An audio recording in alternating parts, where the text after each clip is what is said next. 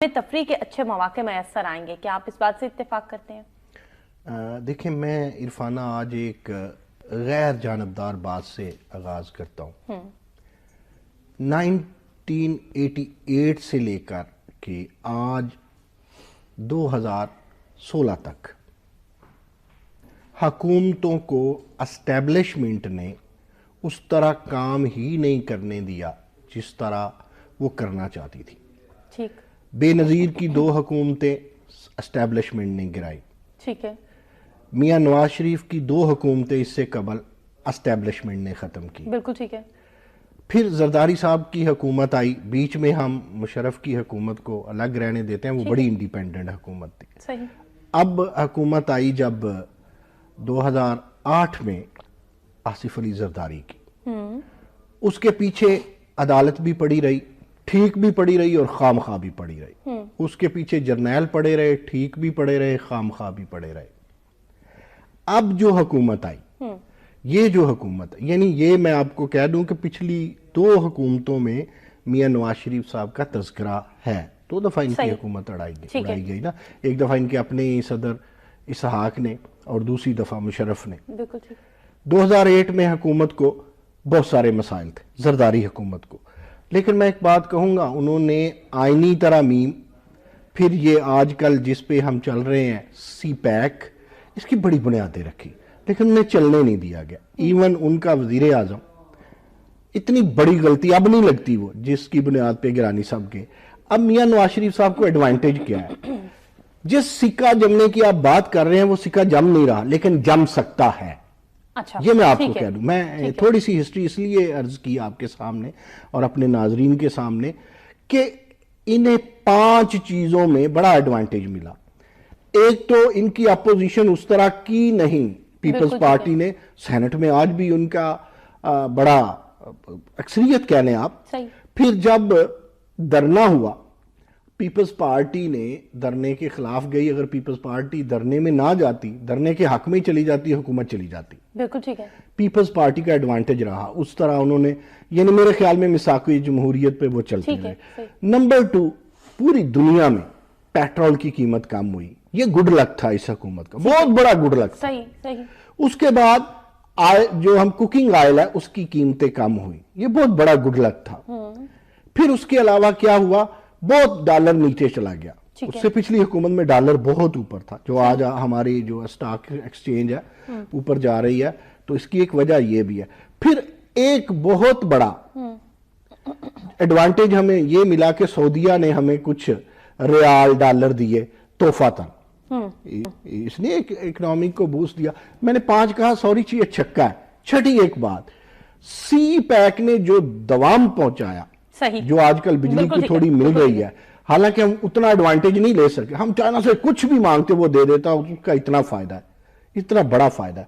اب یہ جو 6 چیزیں میں نے گنائی، اس میں سکہ جمنا چاہیے، سکہ جم نہیں رہا۔ یہاں جس موقع پہ میں اٹس گڈ، یہ بڑا اچھا اقدام ہے یہ گریٹر اقبال کا، لیکن مجھے یہ بتائیے کہ سارا کچھ لاہور میں، سارا کچھ سڑکوں پہ، سارا کچھ پلوں پہ، بلوچستان کا جو آپ نے دیکھا ہی ہے معاملہ، سندھ کے آپ معاملات دیکھ رہے ہیں، کے پی کے دیکھ رہے ہیں، وفاق میں حکومت میاں نواز شریف کی پورے 4 بلکہ 5 صوبوں میں ہے، بلکہ آزاد کشمیر کی آزاد ریاست میں بھی ہے۔ اس طرح نتائج نظر نہیں آ رہے، نہ کوارڈینیشن ہے ان کے وزراء میں، نہ ان کے وزراء پی ایم ایل این کے ہی ممبران اسمبلی کو لفٹ کرواتے ہیں، اور وزراء سے لے کر ممبران اسمبلی کو بیوروکریٹس بھی لفٹ نہیں کرواتے۔ ایک سوال میرا یہاں اس گریٹر اقبال میں آپ دیکھیں گے کہ عبداللہ سنبل جیسے کمشنر کی بھی ویسے ہی پروٹوکول ہوگا جس طرح وزراء کا ہوتا ہے۔ کوشچن آپ کر لیجئے۔ بالکل نعیم صاحب، میرا سوال یہی تھا آپ سے کہ گریٹر اقبال اگر لاہور میں بنتا ہے تو گریٹر اقبال ملتان، راولپنڈی یا دیگر شہروں میں کیوں نہیں بنتا؟ کسی اور شہر میں کیوں نہیں بنتا؟ بلوچستان کے کسی ایسے پسماندہ علاقے میں کیوں نہیں بنتا جہاں پر لوگوں کو تفریحی سہولیات میں اثر آئیں؟ دیکھیں، میں کئی دفعہ مسلم لیگ نون کے نمائندوں سے بات کرتا ہوں، صوبائی اسمبلی کے بھی اور قومی اسمبلی کے بھی، وہ کہتے ہیں لاہور ہر بندہ آتا ہے، لاہور کو ہر بندہ دیکھتا ہے، اور پھر وہ ایکسپیکٹ کرتا ہے کہ میرا شہر بھی لاہور بنے گا اور اسے میاں شہباز شریف بنائیں گے۔ میں ایک سٹوری سنایا کرتا ہوں، میں ایک دفعہ مظفر گڑھ گیا تو میں نے ایک بابے سے پوچھا, بابا جی آپ شہباز شریف کو ووٹ کیوں دے رہے ہیں؟ اچھا. وہ کہتا ہے جی یہاں میٹرو بنے گی. میں نے کہا آپ کے شہر میں تو اتنا رش ہی نہیں جی انہوں نے وعدہ کیا میں نے شہر شہر نگر نگر میٹرو بنانی. بھولے عوام یہ نہیں سوچتے کہ ہمارے بچوں کو کون تعلیم دے گا, عوام یہ نہیں سوچتے کہ ہمیں کون ایسپرین دے گا, عوام یہ نہیں سوچتے کہ 7 سے لے کے 28 جو آئین کی دفعات ہے اس میں انسانی حقوق کی کتنی باتیں ہیں.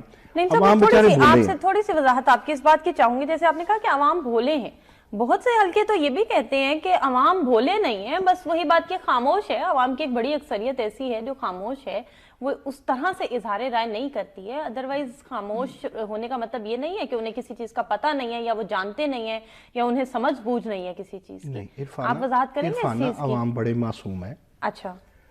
ہوتا یہ ہے کہ میڈیا جس طرف عوام کو لے جائے عوام چل نکلتے ہیں. یہ اپنی بات کر رہا ہوں نا میں. ٹھیک ہے. جس طرف لے چلے, جس کی گڈی باندھ دے, جس کی گڈی چڑھا دے.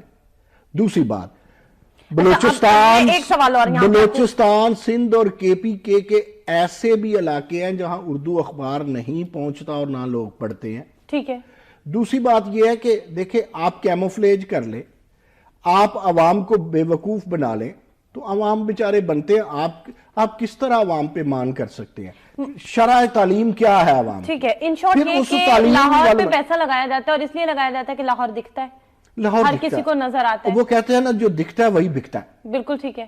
یہ اس حکومت کے سب سے بڑی پالیسی یہ ہے, جو دکھتا ہے وہی بکتا ہے. اچھا وہ دکھنے والی چیز جیسے بھی ہو جب بک جاتی ہے تو پھر مارکیٹ تو اوپر چلی جاتی ہے. ویسے نعیم صاحب آج کل تو